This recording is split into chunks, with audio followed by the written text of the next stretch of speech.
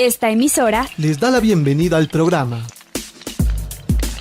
Encuentros con la Filosofía, para conversar poniendo en duda nuestras certezas, con la participación abierta de profesores de la Universidad Politécnica Salesiana, de la Universidad Central del Ecuador, de la Universidad Andina Simón Bolívar. Encuentros con la Filosofía. Se difunde semanalmente por las emisoras universitarias Infinito Digital, Voz Andina Internacional y Radio Faxo. Abrimos nuestros micrófonos.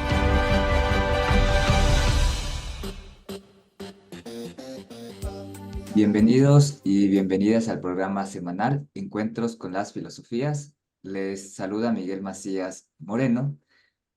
Es un gusto volvernos a encontrar ahora en una serie temática.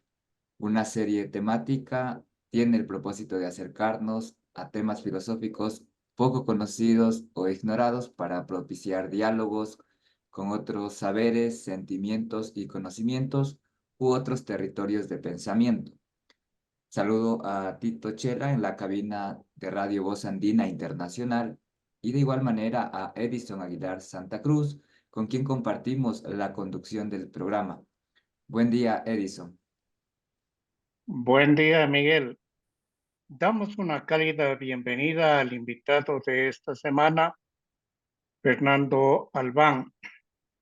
Fernando estudió literatura en la PUCE y posteriormente filosofía y lingüística en Lyon y París, en Francia.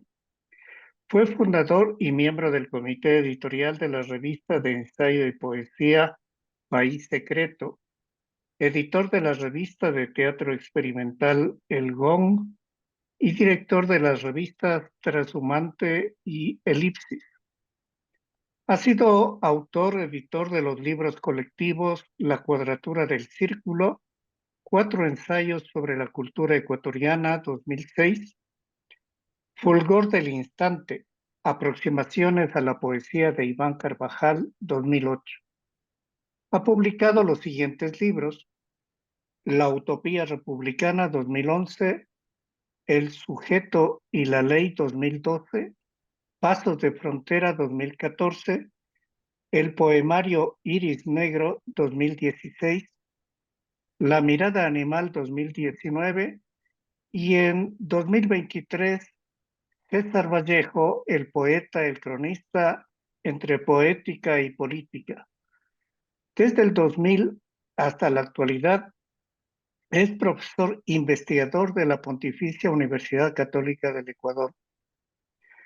En encuentros precedentes con Fernando Albán, dialogamos sobre la democracia en Platón, Aristóteles, Maquiavelo. En el programa de hoy continuamos con la segunda parte de Hobbes. Buen día, Fernando. Muy buenos días. Muy agradecido de estar acá con ustedes. Y bueno, retomamos nuestro tema. En nuestro acuerdo inicial había sido reflexionar acerca de la política, teniendo en consideración fundamentalmente el hecho de la democracia, el tema de la democracia, ¿no es cierto? Hemos reflexionado a propósito de la política de la democracia, recurriendo a distintos autores importantísimos en la civilización, en la historia del pensamiento occidental, ¿no es cierto?, de la civilización occidental. Y ahora retomamos nuestro diálogo a propósito de este pensador extremadamente importante que es Hobbes, con su libro Leviatán. Y con Hobbes nosotros estamos ya introduciéndonos en el ámbito de la modernidad, ¿cierto? Hay un cierto giro, ya lo vamos a señalar en qué consiste este giro, no cierto giro, debería ser un poquito más preciso. Hay un giro fundamental en el pensamiento político que se suscita en el momento en que Occidente entra en la modernidad, y uno de sus exponentes fundamentales en el pensamiento político es Hobbes, en donde se da cuenta justamente de la envergadura, de la naturaleza, de la dimensión de este giro que toma el pensamiento político una vez que entramos en la modernidad, ¿no es cierto? Un giro que no deja de tener, y eso también lo vamos a ver, ciertas conexiones con una corriente de pensamiento que viene ya, que está ya en Grecia, y que es Platón, ¿no es cierto? Pero que este pensamiento de Hobbes está en ruptura radical con los planteamientos que sobre la política desarrolló Aristóteles, ¿no? Entonces habría una continuidad, una cierta continuidad en relación al pensamiento político de Platón, pero una ruptura radical en relación a los planteamientos establecidos por Aristóteles en la política, en su libro llamado Política. Bien, entonces retomemos a Hobbes, ¿no?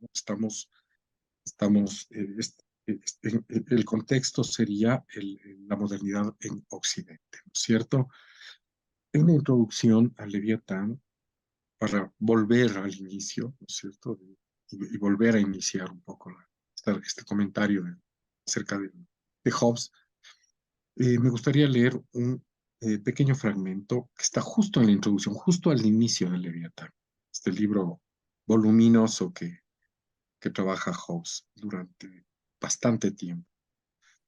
Dice, el arte va aún más lejos, imitando esta obra racional que es la más excelsa de la naturaleza, el hombre. En efecto, gracias al arte se crea ese gran Leviatán que llamamos república o Estado, en latín civitas, que no es sino un hombre artificial, aunque de mayor estatura y robustez que el natural, para cuya protección y defensa fue instituido, y en el cual la soberanía es un alma artificial que da vida y movimiento al cuerpo entero. Bueno, entonces este es un fragmentito pequeño que está justo al comienzo del Leviatán, ¿no? Entonces, Leviatán es la república o el Estado, ¿cierto? Interesante, miren ustedes que desde el principio nosotros venimos encontrando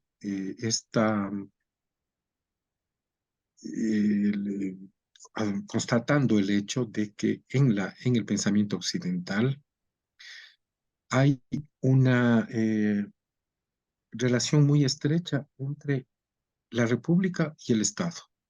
Son términos que parecerían ser sinónimos, ¿cierto? Si cuando decimos república, decimos al mismo tiempo Estado, ¿ya?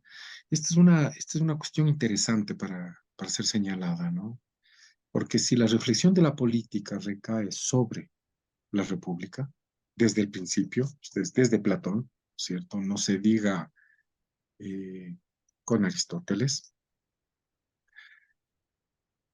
inmediatamente nosotros estamos insinuando que la política recae fundamentalmente sobre el Estado, ¿cierto? Y vamos a ver qué pasa con esa relación entre república y política, Estado y política en la época, en el periodo ilustrado, ¿cierto?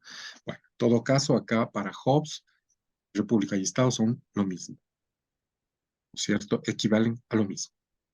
Bien, y este Leviatán resulta ser un hombre artificial, ¿no? ¿No es cierto? Es interesante esto por algunas razones. La primera, cuando se pone en relación el Leviatán o la República, el Estado, con un hombre, ¿cierto? que además es artificial, es para apuntalar el hecho de la unidad, ¿cierto? Quien trabaja el tema de la unidad referida a la República o al Estado es Platón. Acuérdense ustedes, y acuérdense también cómo Aristóteles, en el momento en que critica a Platón, justamente una de las críticas que Aristóteles dirige a Platón es el hecho de haber pensado el Estado o la República en términos unitarios, ¿no es cierto? Entonces tenemos ahí dos líneas, ¿no es cierto? La platónica y la aristotélica que difieren en este aspecto, ¿ya? Yo añadiría que Maquiavelo estaría más en la dirección de Aristóteles, puesto que Maquiavelo mira la posibilidad de subsistencia de la República o del Estado en la polémica, ¿no? ¿No es cierto? Es decir, en, en, en, en, en la medida en que la República configure un escenario que sea lo menos unitario posible, ¿ya? Entonces acá, en cambio, Hobbes piensa la República o el Estado desde la perspectiva de la unidad, un todo unitario, ¿no es cierto? ¿Ya? Ahora, ese primer punto. Segundo punto. El segundo punto sería, es un hombre artificial. Aquí está el tema artificial. ¿A qué nos remite este señalamiento de que el Leviatán, el Estado, es un hombre artificial? Al hecho de que es constituido sobre la base de un pacto, ¿no es cierto? Un acuerdo, un, con, un contrato, dice específicamente, es el término que utiliza Hobbes, pero ahí ya nosotros nos proyectamos ya hacia adelante, si miramos a Rousseau y vemos el tema del contrato social, ¿cierto? Ya, aquí está los filósofos contractualistas, digamos, ¿cierto? Hay un contrato, hay un pacto, hay una convención, ¿sí? Al origen del Estado hay una convención, ¿sí? Entonces, eso determina que el Estado, el Leviatán, este hombre es artificial, ¿ya? Lo de artificial está vinculado al hecho del contrato, ¿de acuerdo? Ahora, el hecho de que esto hace de Leviatán un arte, es el resultado de un arte, ¿no es cierto? De una técnica, yo diría incluso de una tecnología, ¿sí? Es, entonces, qué es lo que sugiere este señalamiento? Sugiere que el medio humano o uno de los elementos del medio humano es el artificio, ¿ya? No hay la posibilidad de subsistencia del humano sin recurrir al artificio. Por lo tanto, eso hace susceptible al humano de incurrir de manera permanente u ocasional en el engaño, ¿no es cierto? En el engaño, en la traición, ¿sí? Eh, que serían componentes fundamentales eh, del, de la condición humana, ¿sí? Y que ponen permanentemente en peligro el cumplimiento del pacto que da lugar al origen del Estado, ¿no es cierto?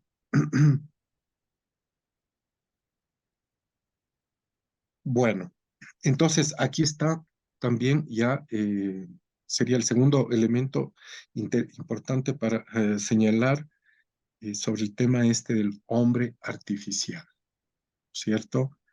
Eh, esta posibilidad del engaño, ¿no es cierto? En cuanto al humano, está vinculado, obviamente, por supuesto, y aquí hay una gran tradición en el pensamiento occidental que que sostiene esta posición de Hobbes, está vinculado al tema de las pasiones, ¿cierto? Un poco esto también nos recuerda también ciertos pasajes de la política de Aristóteles, ¿no es cierto? Algo como que siempre se requiere en política gobernar las pasiones, ¿no es cierto? ¿Sí? Que es algo así, trasladado a Hobbes, sería la necesidad de gobernar a la multitud. Ahora, hablábamos nosotros, y este sería el tercer punto en cuanto a este pequeño fragmento que estamos leyendo, el tema de la soberanía. La soberanía es fundamental, es uno de los elementos, yo diría uno de los conceptos centrales en la época, en la modernidad occidental, en cuanto al pensamiento político o a los pensamientos políticos, ¿sí? Aludir de manera permanente, constante, a la cuestión al tema de la soberanía. Acá, en este fragmento, Hobbes considera que la soberanía es un alma artificial que da vida y movimiento al cuerpo, ¿cierto? Ahí está el dualismo metafísico que viene desde Platón, ¿cierto? O antes incluso, ¿ya? Entonces, lo que le infunde vida al cuerpo es el alma y ahí radica la soberanía, ¿cierto? Entonces, la soberanía es la voluntad, fundamentalmente, ¿no es cierto? Y la voluntad aquí está encarnada en el soberano, que es tal en la medida en que la multitud, los individuos, han concedido, ¿no es cierto?,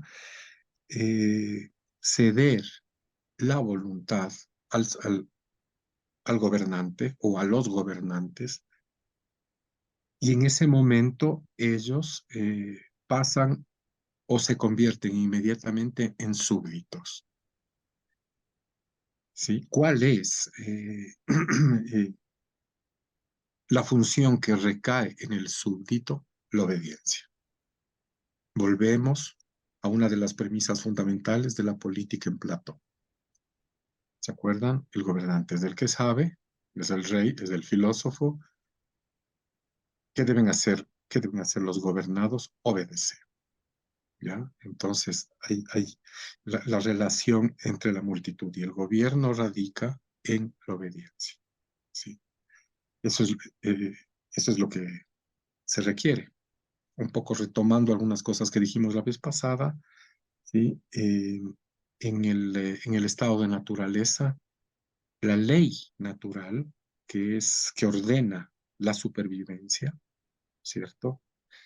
Es el imperativo en pos de la supervivencia, implica renunciar a los derechos, es decir, a la libertad, ¿sí? En aras de alcanzar poder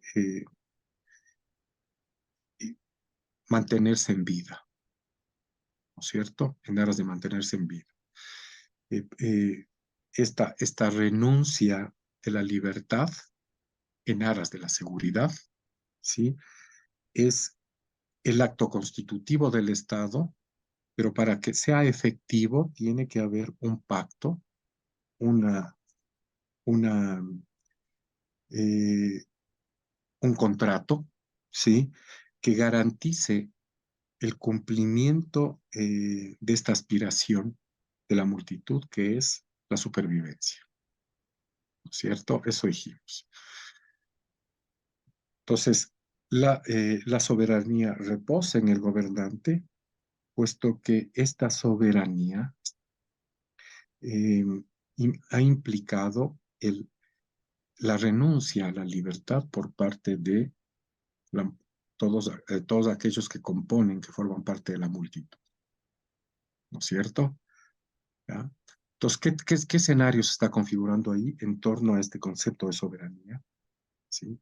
¿Qué escenario? El soberano es el gobernante y del otro lado está el siervo,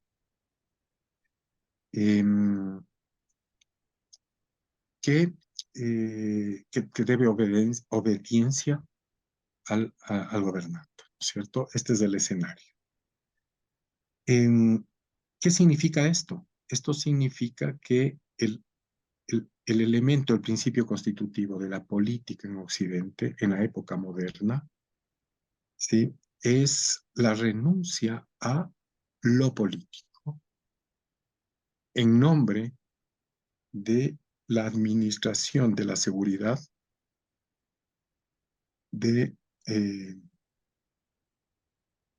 de los, eh, eh, de los súbditos, ¿cierto? Ese es el escenario, ¿sí?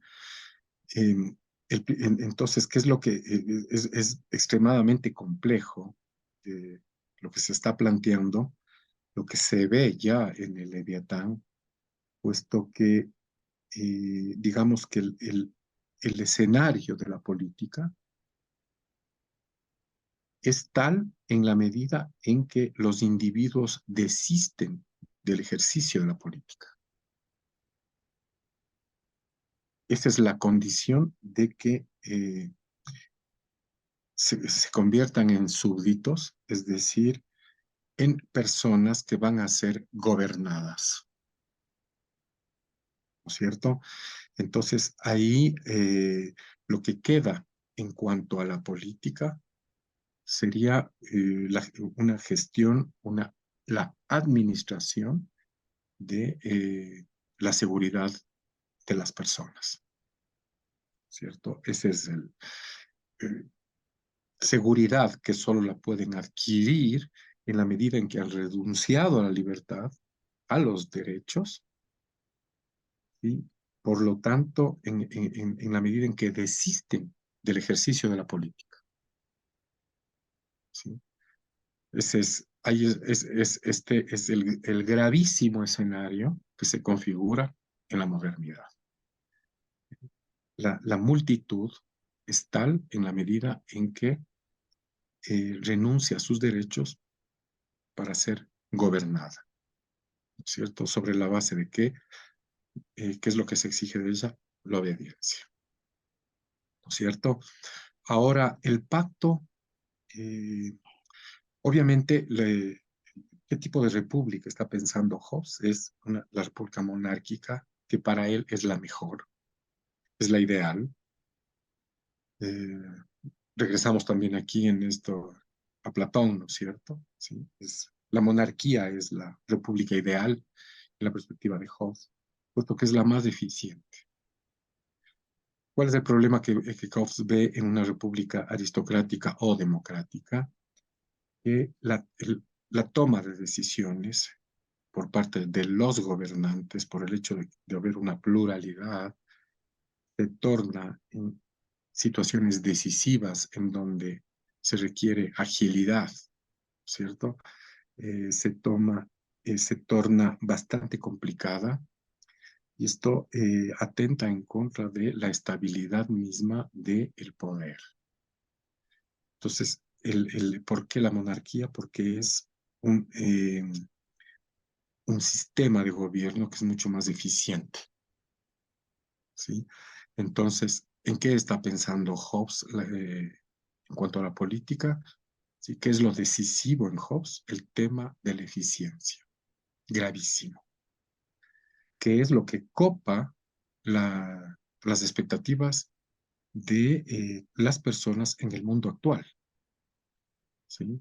¿No es cierto? Sí, cuando nosotros pensamos en política, pensamos en eficiencia. ¿Por qué? Porque para nosotros modernos la política se volvió administración, es decir, la política desestima la política. La política deja fuera el ejercicio de la política por parte de la población. La población tiene que estar fuera de la política para permitir que uno o unos pocos gobiernen, tomen las decisiones, ¿sí? En relación a las cuales la población tiene que guardar obediencia y conformidad absoluta, ¿no es cierto? Es decir, no, esto no tiene nada que ver con el escenario que se configuró en Grecia y cuyo teórico fundamental es Aristóteles. Estoy hablando de la República Democrática, de la República y de la democracia, ¿cierto?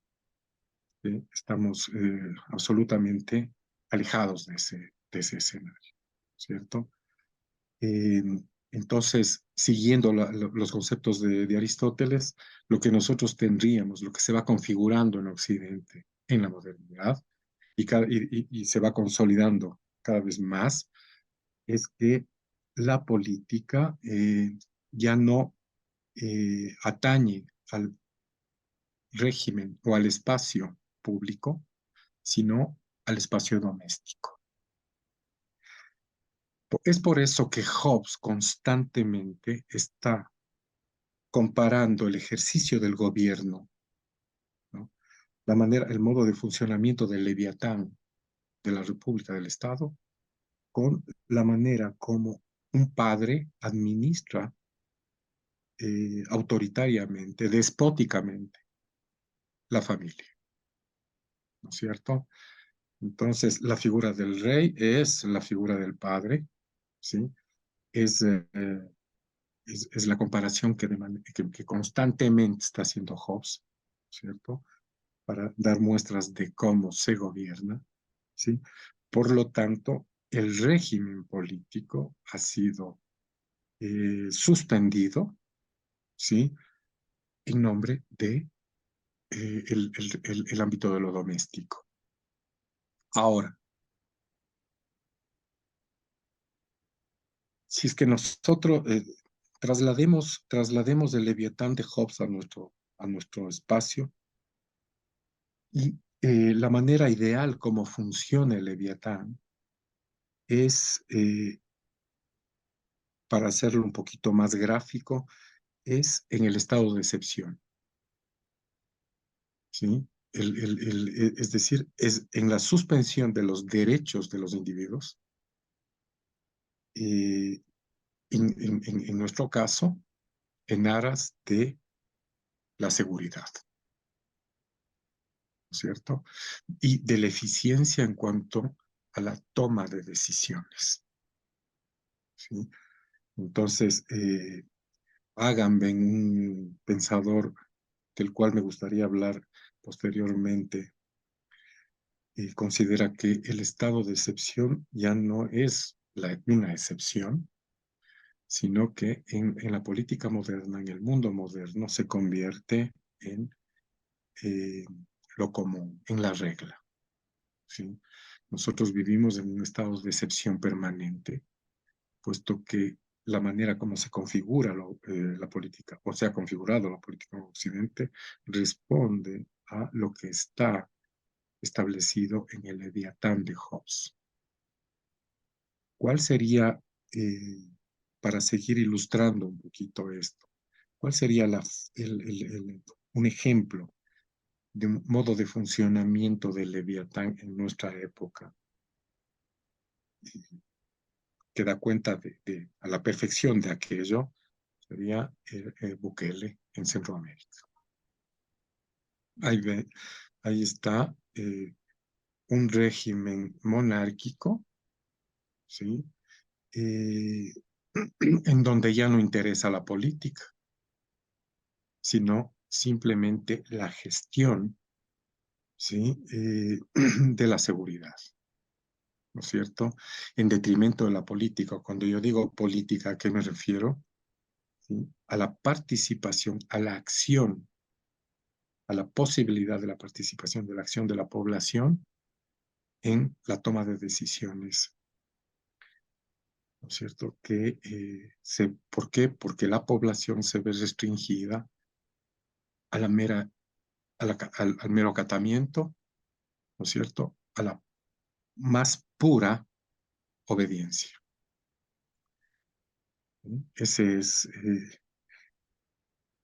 el escenario que se va configurando, ¿sí?, en Occidente en la época moderna en cuanto a la política.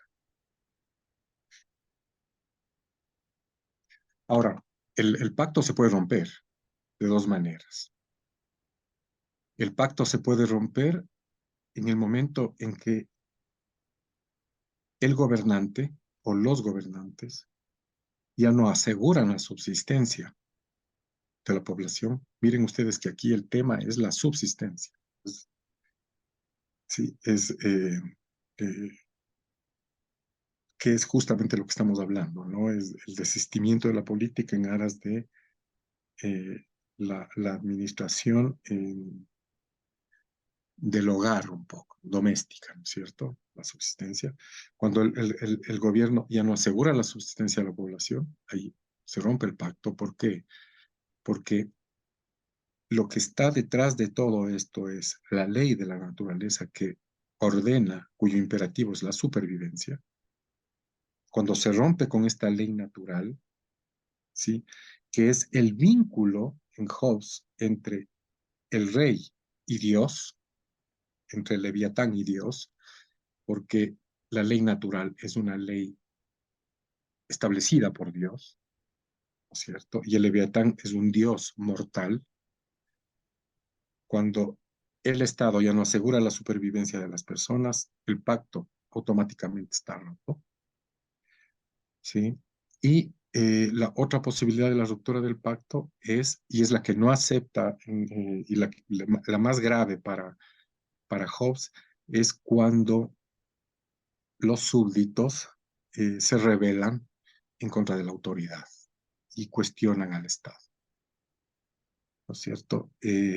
Esto, como decía, solamente en un caso es aceptado por Hobbes esta posibilidad, y es cuando el Estado el gobernante, ya no asegura la supervivencia de la población, ¿no es cierto? Solo ahí se acepta la ruptura del contrato, ¿sí?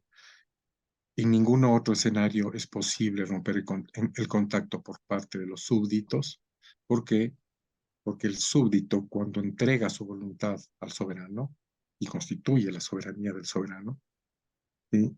La decisión del soberano es al mismo tiempo la decisión del súbdito, ¿cierto? Está ahí imposibilitado cualquier tipo de reacción que venga por parte de la población en contra de los gobernantes.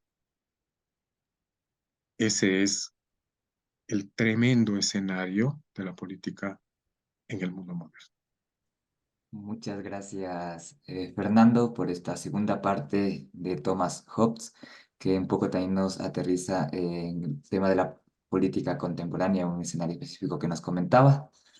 Concluimos este encuentro semanal con las filosofías, con nuestro agradecimiento a ustedes de Radio Escuchas, al invitado de esta semana, Fernando Albán, y a Tito Chela en la cabina de radio Voz Andina Internacional. Recuerde, recibimos sus comentarios y sugerencias al correo electrónico encuentrosconlafilosofía@gmail.com. Hasta el próximo encuentro con las filosofías. Agradecemos su sintonía a Encuentros con la filosofía. el programa que impulsa el filosofar como acción compartida desde las radios universitarias. Les invitamos a compartir las próximas emisiones de Encuentros con la filosofía por esta emisora.